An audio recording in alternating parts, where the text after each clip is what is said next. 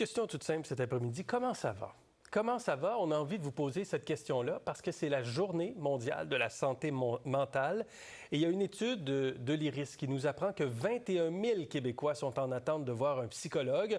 Pourtant, le Québec est une des provinces avec le plus haut taux de psychologues par habitant. On en a 92 pour 100 000 habitants. L'Alberta est la seule province qui en a plus avec 97 pour 100 000 habitants, alors que l'Ontario est à 29 et la moyenne canadienne à près de 40. Alors pourquoi les listes d'attente s'allongent autant? On a l'impression, Maxime, que voilà un autre service finalement qui est où il y a de l'attente pour les Québécois. Est-ce que c'est les Québécois qui vont moins bien ou c'est la machine encore qui n'est pas capable de suivre? Bien, dans ce cas-là, moi, je pense que c'est clairement la machine. Il y a des domaines où le privé et le public peuvent être complémentaires.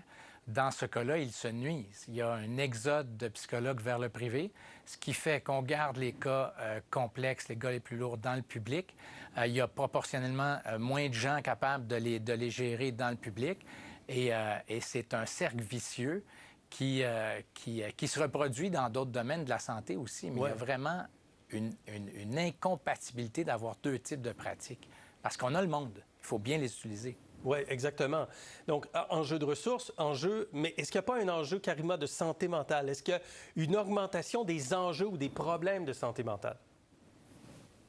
Bien, la société, on l'a vu, notamment avec la crise COVID, ça a mis en lumière beaucoup de problèmes aussi, notamment chez les jeunes. D'ailleurs, je peux vous parler entre autres de la France parce que c'est drôle, il y avait cette étude de Santé publique France qui est sortie et qui montre que chez les jeunes, notamment les 11-17 ans et les 18-24 ans, la santé mentale s'est dégradée. Donc, il faudrait voir du côté du Canada, mais on peut se dire quand même, effectivement, il y a eu la COVID, le contexte d'aujourd'hui, la pression, l'anxiété de performance, l'anxiété tout court, la dépression. Ce sont des problèmes qui sont vécus, pas juste par les jeunes, mais aussi les adultes.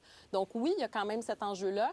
C'est bien, je pense qu'on en parle aujourd'hui, le fameux tabou de la santé mentale, même du psychologue. Tabou. Il y a encore quelques décennies, c'était vraiment presque mal vu de dire « Ah, tu vas aller chez le psychologue » comme si vraiment c'est un problème, alors qu'au contraire, aujourd'hui, on est capable de parler de ça, on est capable de dire que c'est bien si jamais on peut aller demander de l'aide et quoi que ce soit, mais effectivement, il faudrait que la machine suive et malheureusement, c'est encore le parent pauvre dans la santé. Puis je pense que ça devrait être inclus justement dans toute une perspective de santé pour les citoyens. Vous parlez de parents pauvres. Est-ce qu'il y a un manque de ressources quand on regarde le budget au Québec attribué à la santé mentale au fil du temps? Il y a moins de 10 ans, c'était 7,2 du budget attribué à la santé mentale. Là, on est rendu à 6,3 Rodolphe. Oui, mais moi, je crois que dans cet exemple très spécifique, on voit que c'est plus un problème d'organisation du travail parce qu'on voit qu'on a les ressources, on voit qu'on a plus de psychologues au Québec que dans d'autres provinces, mais que le service n'est pas rendu de façon équitable et qu'il y a des longues listes d'attente. Mais je voudrais aussi revenir sur le point de Karima parce que je trouve que c'est tout à fait la bonne nouvelle aussi qu'il faut souligner, c'est que si les chiffres augmentent, bien, ça veut dire que les gens demande de l'aide. Et je pense que pendant longtemps, c'était un stigmate de demander... C'est comme ça que vous le captez. Moi, je le capte aussi d'une façon... J'ai envie de le voir de façon positive. Il ne faut pas toujours tout voir négatif. Moi, je le vois d'une façon positive en termes de... Non, mais ça veut dire qu'avant, c'était un stigmate professionnellement. Des fois, on ne voulait pas le dire qu'on avait des problèmes de santé mentale.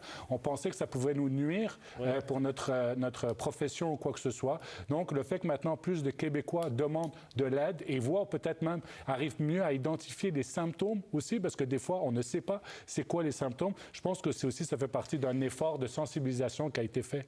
Mais moi, j'insiste quand même sur la baisse de budget. Quand on passe de 7 à 6 du budget relatif, parce qu'il faut relativiser les choses, ça s'appelle pas une hausse du budget attribué à la santé mentale. Puis on regarde aussi les psychologues qui quittent vers le privé, qui pratiquent à la fois au privé et au public.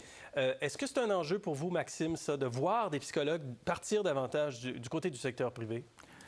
Pour moi, c'est majeur, surtout que c'est pas du vrai privé. C'est du privé où ils sont remboursés pour ce qu'ils font par la RAMQ. Si c'était du privé-privé, ils factureraient, puis le client ne serait pas remboursé par la RAMQ. Moi, je pense que, tu sais, on le disait tantôt, il y a un effet pervers de tout ça. C'est que les gens quittent le réseau, les attentes augmentent, ça coûte plus cher. C'est 50 plus cher les thérapies qu'il y a 2 ans au Québec. 50 plus cher? Oui. Il y a 2 ans. Alors, ça crée une inégalité encore plus grande. Absolument. Il y a des inégalités sociales, il y a une inégalité face à la maladie. Par contre, je rejoins Rodolphe. Moi, je pense qu'il ne faut pas juste regarder l'évolution des coûts parce que c'est un pourcentage. Est-ce qu'on a investi ailleurs dans le réseau puis ça a fait baisser le pourcentage? Je serais prudent avec ce pourcentage-là. Karima. Oui, bien, je veux quand même mentionner, il faut faire attention aussi à qui bénéficie tout ça, parce qu'effectivement, si vous avez des assurances, si vous êtes bien nanti, ben oui, peut-être que vous allez avoir justement accès au privé, vous allez pouvoir payer par vous-même. Mais si vous êtes un petit peu moins nanti, tout ça, moi, je pense qu'il faut faire attention. Il y a des populations vulnérables qui n'ont pas accès à ces soins en santé mentale, et ça, c'est un vaste problème. Effectivement, d'ailleurs, les frais de psychothérapie au privé ne sont pas couverts par le régime public d'assurance santé. Donc, si vous faites appel au privé en psychothérapie avec un privé, ce n'est pas couvert par la RAMQ. Ça devrait changer, ça, Rodolphe? Bien, je pense qu'il faudrait un équilibre. Moi, je commence quand même à croire que le privé n'est pas toujours mauvais. Ça veut dire que ces personnes... Vous commencez à le croire? Ou Non, mais c'est pour dire qu'il faut un équilibre. Non, mais il faut un équilibre en termes de certains services. Si des gens veulent le payer, il faut qu'ils puissent le payer, etc. S'il y en a d'autres qui sont moins vulnérables, qui sont plus vulnérables, doivent avoir accès à un filet social de base. C'est toujours ça, en fait, la base. C'est est-ce que les bonnes personnes vont et reçoivent les bons services? Si après, on doit aller dans le privé, etc., et des gens puissent le faire, bien, ils sont libres d'y aller. Je ne veux pas non plus débouleverser ce côté-là, mais je pense que surtout aussi avec la crise économique qu'on a ou qu'on va avoir, ou la récession et l'augmentation des taux d'intérêt, moi, je pense aussi que les demandes vont augmenter parce que les gens sont dans une situation économiquement plus difficile. OK, Rodolphe, Maxime, Karima, on se retrouve dans